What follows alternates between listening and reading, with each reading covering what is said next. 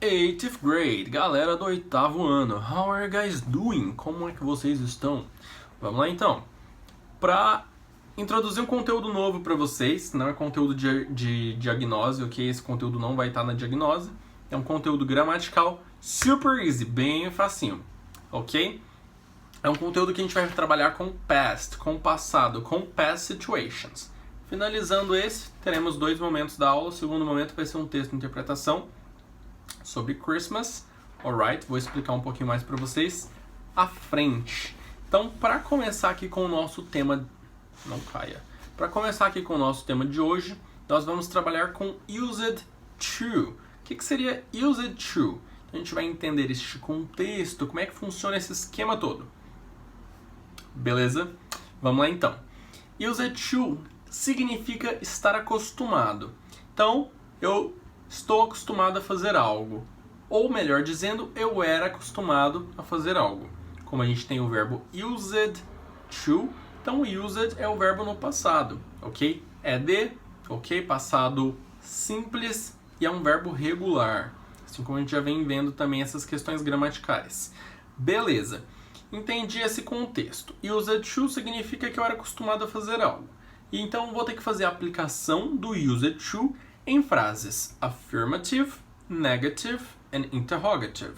Então a gente vai entender como é que a gente faz uma afirmação, uma negação, como é que eu vou perguntar utilizando essa estrutura. E aí eu tenho algumas variações, ok? De tempo verbal. Alguns momentos a expressão vai literalmente estar no passado, used to. Em outros momentos, a expressão volta para o presente, used to. Mas vai significar a mesma coisa, porque o contexto é literal falar sobre o passado. É uma expressão do passado. Então, para começar, eu tenho a primeira frase para auxiliar vocês. Sempre nos inícios, sempre que eu vou começar a falar, principalmente de passado, quando eu era criança. E aí eu tenho o meu complemento com used to. Então, essa primeira parte seria when I was a kid. Aparecendo aí na tela para vocês. When I was a kid. Quando eu era criança, vírgula e meu complemento. Como é que eu daria um complemento? Vou utilizar o seguinte. When I was a kid, I, vou repetir o pronome, então I, used to, ok? Então, eu era acostumado, e eu era acostumado ao quê? I used to go to my grandmother's house. Então, quando eu era criança, eu era acostumado a ir para casa da minha avó. Ou eu digo para my grandparents' farm, para a fazenda dos meus avós. I used to go to the waterfall. Eu era acostumado a ir para a cachoeira. Então, eu posso dar qualquer complemento para minha frase. O importante é eu manter na cabeça que vai ser simples para eu começar when I was a kid, quando eu era criança, para eu sempre dar um complemento. Isso daí vai me auxiliar a memorizar mais fácil essa estrutura. Então, posso ter variações. Essa que eu dei para vocês, esse exemplo que eu utilizei, ele é um exemplo afirmativo. Então, when I was a kid, I used to go to my grandparents' farm. Quando eu era criança, eu era acostumado a ir para a fazenda dos meus avós. Beleza, afirmei, eu era acostumado. E aí, para eu fazer a minha negação, eu simplesmente coloco um not na frase. Como é que seria isso? When I was a kid, I used not to go to my grandparents' farm. Não. Aí que vem uma complicaçãozinha a mais que nem é complicado. É só ter na base da atenção. Por quê? Porque quando eu utilizo passado simples em inglês, assim como eu falei para vocês lá no início, que used to é um verbo no passado simples, eu tenho do e does no presente simples, que no passado viram o verbo did, certo? D e D. E esse verbo did, ele tem que ser utilizado quando a gente fala de used to, ok? Quando eu era acostumado. E como é que eu vou aplicar ele na minha frase? Simplesmente, eu vou aplicar ele antes do meu verbo central, que é o used to. Só que tem um porém. Se eu colocar o did e o used to na minha frase, eu vou ter duas negativas na minha frase, certo? Então, dois passados, melhor dizendo. Então, eu vou ter tanto did, que é o meu verbo auxiliar, quanto eu vou ter o used to. E eu preciso ter dois verbos no passado? Não. Então, qual que é o meu objetivo? Eu vou transformar o meu verbo central, que é o used to, no presente. Vou passar ele para o presente.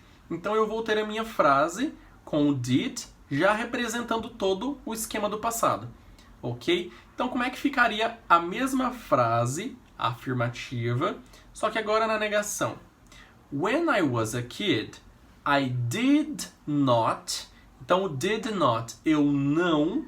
Ou se eu quiser colocar o didn't, que é a abreviação, não tem problema nenhum. Então, when I was a kid, vírgula, I didn't use to go to my grandparents' farm. Então, ficou I did not use to go. Alright? E não I did not used to go. Porque used e o did são passado. Então, não preciso disso. O did já vai mudar todo o meu contexto.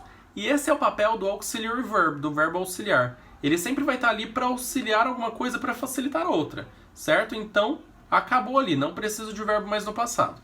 Entendi como é que vai funcionar o esqueminha se eu colocar na negação.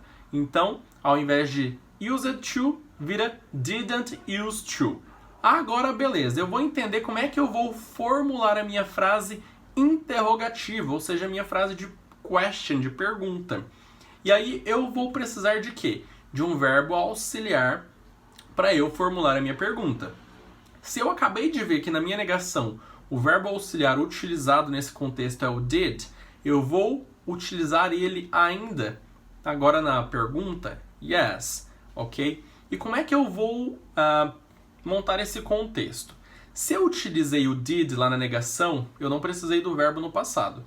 Nesse da pergunta vai ser o mesmo esquema. Se eu utilizar o did para a pergunta, para que eu vou ter que utilizar o outro verbo no passado também? O used to. Não tem precisão nenhuma. Então, vou simplesmente começar a minha frase. Com o quê? Com verbo. Em inglês, toda pergunta começa com verbo. Em português, não. Então, em português, a gente obrigatoriamente precisa ter um ponto de interrogação para identificar se é uma pergunta ou não. Em inglês, mesmo sem ponto de interrogação, eu consigo ver se é uma pergunta ou não. Por quê? Porque toda pergunta começa com verbo. Se for uma pergunta que não começa com verbo, não existe. Porque gramaticalmente em inglês, toda pergunta começa com verbo. Independente do tempo, ok? Independente da situation, independente da gramática que você estiver usando. Comecei com o verbo, meu verbo auxiliar. Então eu tenho aí o did.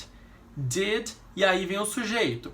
Se eu utilizei when I was a kid, I used to go to my grandparents' farm, vamos utilizar o mesmo exemplo. Então, did I used to, então o verbo não foi para o passado, did I used to go to my grandparents' farm? Eu era acostumado a ir para a fazenda dos meus avós? Então, óbvio que fica estranho quando eu utilizo primeira pessoa para fazer a pergunta. Mas é só para eu não ter que utilizar um pronome diferente do primeiro exemplo que eu dei para vocês lá no início. Beleza? Então foca nesse porém. Ó, when I was a kid, I used to go to my grandparents' farm. When I was a kid, I didn't use to go to my grandparents' farm.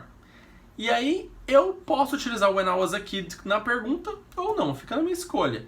Então, did I use to go to my grandparents' farm? Então, eu era acostumado a ir para a fazenda dos meus avós. E esse when I was a kid, galera, ele não necessariamente precisa vir no início, ele pode vir no final.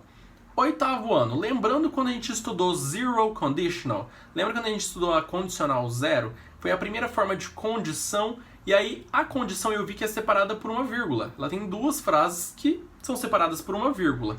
Porém, se ela começa com if, ela é separada por vírgula. Se o if vem depois, do meio para o final, eu não preciso de vírgula na minha frase.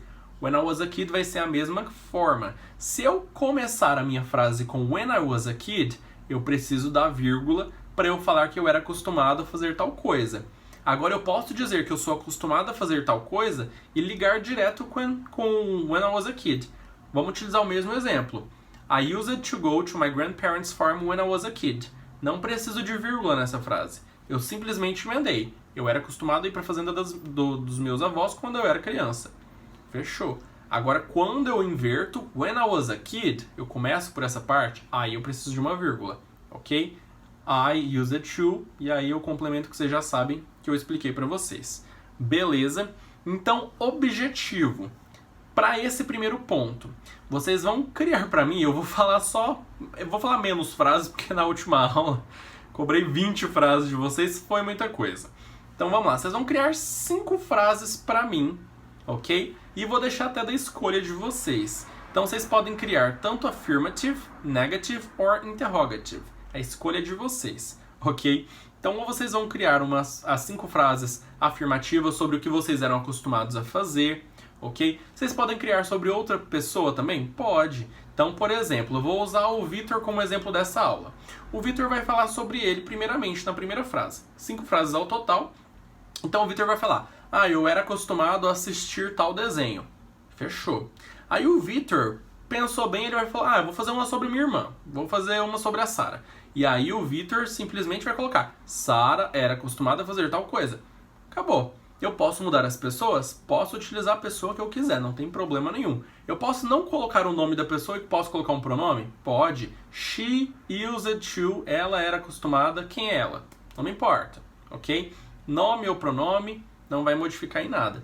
Pode ser as 5 sobre mim? Pode ser as 5 sobre você, também não tem problema, ok? Essas frases, vocês criam elas no caderno e aí vocês sobem para o Google Classroom, que aí vai ter o títulozinho lá, específico para vocês postarem esse exercício, ok? Bem tranquilinho essa gramática, lembrando, não vai cair na prova, é simplesmente conteúdo que dá início já para o 9º ano, que vocês vão estar trabalhando aí no 9º ano, é uma prévia de conteúdo, ok? Então, é bacana vocês entrarem no 9º ano já sabendo de used to, e aí lá vocês vão tirar de letra tudo que a gente utilizar no passado simples, ok? Então, esse é o conteúdo primeiro aí. Só para a gente fazer uma finalização bem rápida, eu falei para vocês que a gente ia ter o texto interpretação. Além de fazer essas 5 frases, vocês também no mesmo tópico lá no Google Classroom vai ter esse texto, uma folha com texto e as perguntas relacionadas a ele, ok? E aí simplesmente vocês vão responder as perguntas ou na folha impressa, quem preferir, ou quem quiser copiar as perguntas e responder no caderno também pode, não tem problema algum. Depois vocês postam a foto para mim. Agora não precisa copiar o texto no caderno, ok? Quem não for fazer na forma impressa, não precisa copiar o texto. Só ler o texto ali na folha mesmo, lá no Google. Responde bem rapidinho. Respostas em inglês. Vocês podem literalmente ler a pergunta, pegar a resposta no texto. Super simples, ok? E aí o texto também não é de dificuldade. É um texto bem básico, ok? Sobre o Natal, é um tema super tranquilo de trabalhar, vocabulário simples, e aí eu vou trabalhar com vocês as perguntas bem rapidinhas. Primeira pergunta, what's the name of the boy speaking? Qual é o nome do garoto que está falando, que está contando ali sobre o tema do texto? O name, o nome. Number 2, where does he live? Onde ele mora? Qual foi a cidade mencionada no texto? Ok? Então vocês vão colocar o nome da cidade. 3, what period is he talking about? Sobre qual período ele está falando? Sobre qual festividade ele está falando? Então, o tópico do texto, o título, já é a resposta para essa pergunta. 4. What are his parents' names? Quais são os nomes dos pais? Os parents são os pais. Então, os pais desse garoto que está falando no texto. Number 5. What are their jobs? Quais são as profissões dos pais? Também está mencionada. É só explicar. Aí vocês colocam tipo mom e a profissão, dad e a profissão, ok? Para separar direitinho. 6, temos aí, he got any brothers and sisters? Ele tem irmãos ou irmãs? Então vocês vão analisar, yes or no. E a 7, temos aí, what presents is he going to have? Quais são os presentes que ele vai ter, que ele está na expectativa de ganhar nesse Christmas? Beleza? Seguido de what about his twin sister? E sobre o irmão gêmeo, no caso a irmã gêmea. Quais são as expectativas de presentes dela? Ok? Então já temos umas respostas aí para as perguntas anteriores. Number 8. Number 9. And his younger brother. E o irmão mais novo? Quais são os presentes que ele está na expectativa de ganhar? E para finalizar, a número 10. What are they going to eat for Christmas? Quais são as refeições, os pratos ali que eles vão ter no Christmas, no Natal?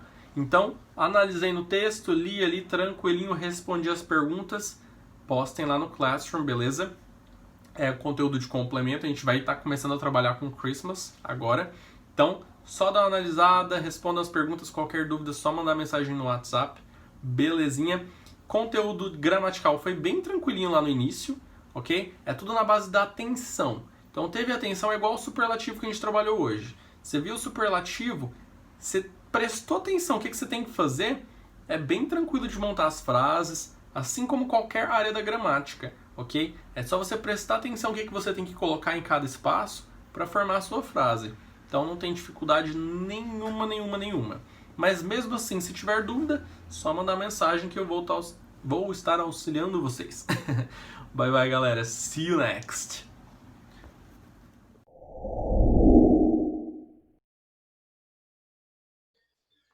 Fala galera, beleza? Bom, na aula de hoje a gente vai aprender agora, vamos entrar na parte de probabilidade, tá?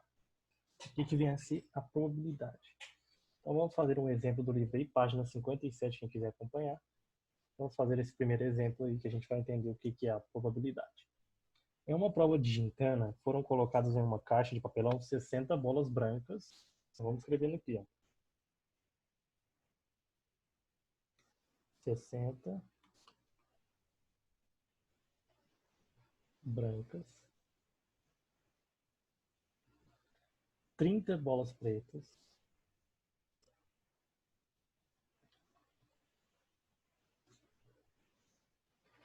e 10 azuis. Todas iguais, diferenciando-se apenas pela cor. Uma pessoa de cada equipe deve retirar uma bola de cada caixa e, dependendo da cor da bola, a equipe recebe uma pontuação. Então a branca vale 10 pontos, a preta 20 e a azul 50 pontos. Ok? Então vai falar assim, ó, qual cor de bola tem maior chance de ser retirada?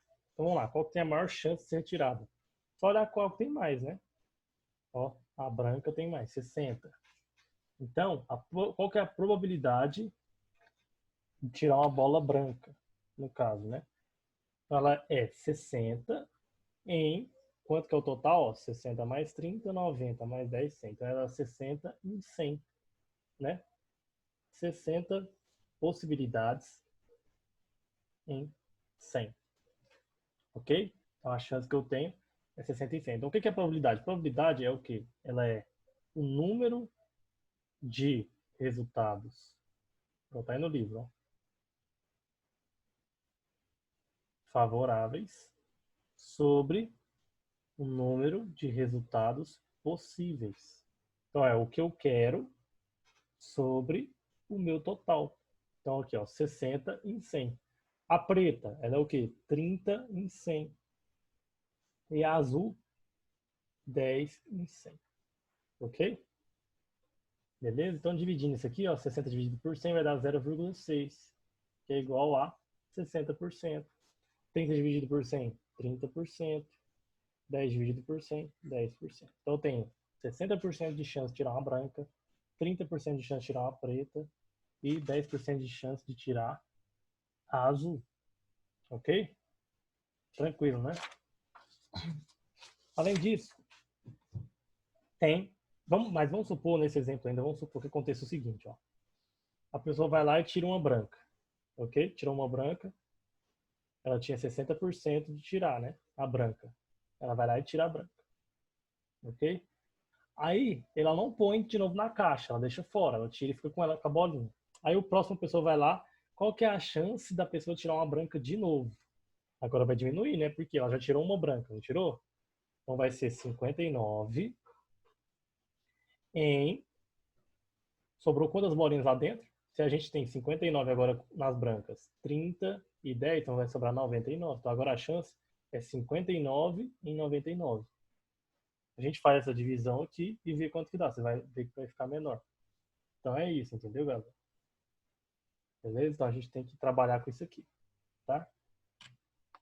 Virando a página aí, agora tem os dados, né? Tem aí dados. Então vamos supor que ele fala assim, a gente tem um dado, né? E fala assim, ó, qual que é a probabilidade de sair um número par no dado? Eu jogar o dado e sair um número par. Então tá, qual que são as chances, as totais de sair num dado? Eu tenho 1, tirar 1, tirar 2, tirar 3, tirar 4, tirar 5 e tirar 6, não é? Um dado comum. Então eu tenho 6 possibilidades, meu total é 6, não é? Então eu vou um pouco embaixo, ó, 6 que é o meu total. Os pares, quantos são? 2, 4 e 6, são 3, então é 3 em 6. 3 dividido por 6 vai dar 1 sobre 2, ou seja, meio, que é igual a 50%. Ok? Então, probabilidade, gente, é isso. É eu trabalhar com isso, é o que eu quero aqui em cima sobre o meu total. Beleza? Não tem segredo. Então tá. Vamos fazer um exercício aí, esse primeiro exercício juntos, e depois eu deixo uma tarefinha para vocês. Então fala assim, ó. No lançamento de um dado comum, qual a probabilidade de se obter na face voltada para cima um número menor do que 4? Então, número 1, página 58. Letra A. Ele quer um número menor do que 4. Então tá, o dado ele tem 6 no total, né? Então já sei que vai ficar assim, ó, sobre 6. Vamos escrever os números aqui, ó. 1, 2, 3, 4, 5, 6. Quais são os menores que 4? Ele não fala menor igual, não, ele fala só menor, viu? 1, 2 e 3. Então são 3 possibilidades. Então vai ficar igual a gente fez, 50%. Ok? B. Múltiplo de 3. Então, ó, o total ainda continua sendo 6, né? Agora, vamos olhar aqui, ó, os múltiplos de 3, quais são? São aqueles que são divisíveis por 3. Então, é o 3 e o 6, somente, né? Então, é 2 em 6. Simplificando, vai ficar 1 em 3. 1/3. Então, a chance, dividindo isso aqui, vai dar 0,3333. Isso aqui é igual a 33,33%. Ok? C. Maior que 2. Maior que 2 a gente tem 3, 4, 5, 6. São 4, né? 4 sobre 6. Simplificando vai ficar 2 sobre 3. 2 dividido por 3 vai dar 0,6667. Então, isso aqui é igual a 66,7 por... Opa, 66,67. Né? 67%. Ok? D. Divisor de 7. Qual é o divisor de 7? A gente tem qual? No caso, divisores de 7, probabilidade de se obter na face voltada para cima. Um número divisor de 7. Qual pode ser divisor de 7? Hein? Que a gente pega e consegue dividir e dar um número inteiro. No caso, é só o número 1, né? Somente o número 1. 7 dividido por 1 dá 7. 7 dividido por 2 vai dar 3,5. 7 dividido por 3 vai dar um número quebrado também. Por 4 também. Por 5 também. Por 6 também. Então, o único divisor. O que é o divisor, gente? É esse número aqui. Eu consigo pegar e dividir por um número que ele falou, que no caso é o 7, e dar um número inteiro. No caso é só o número 1. Então vai ficar 1 em 6. 1 dividido por 6 vai dar 0,1667. Então isso aqui é igual a 16,67%. Ok? Tranquilo, né? Vamos só fazer agora a número 2 e eu vou deixar o número 3 para vocês para casa. A número 2 fala assim, ó, leia a notícia de um jornal. Segundo o Instituto de Meteorologia, a probabilidade de chuva no dia do desfile é 60%. De acordo com a notícia, qual a probabilidade de não chover no dia do desfile? Justifique. Tá. Ele já falou pra gente aí, ó, que a probabilidade de chuva é de 60%. Chover é de 60%. Correto? Então, a probabilidade de não chover é o restante, né? 100% menos 60% vai dar 40%. Então, a probabilidade de não chover é de 40%. Ok? Então, vocês vão colocar isso aí na resposta. Ó, 40%. Ele pediu para justificar, né? pois